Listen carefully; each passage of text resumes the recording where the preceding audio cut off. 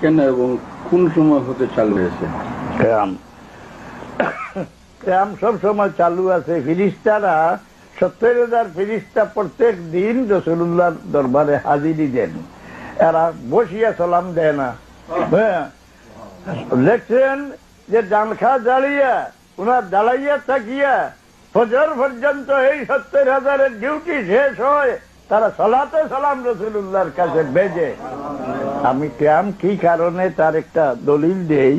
আল্লামা কস্তালানি বুখারী শরীফের সরা যিনি লিখতেন, রসুল্লাহর যে মন বিগলা হইলে এই সমস্ত দেখতেই আপনারা পরীক্ষা করে নেন যে রসুল্লাহর তারিফ আপনি করলে যে ব্যক্তির চেহারার মাঝে একটা উজ্জ্বলতা আসবে, খুশির ভাব আসবে, আপনি বুঝেন যে এর ভিতরে ইমান আছে। আর যার চেহারাটা মলিন হয়ে যাবে আপনি বুঝেন যে এর ভিতরে মুনাফিকের বেমার আছে। না, রসুল্লাহর তারিফ শুনলে লন্ডন একজন আলিম আসলা, পাকিস্তানি আলিমের মধ্যে সবচেয়ে বড়, উনি মৌলানা আব্দুল ওয়াহাব সাহেব।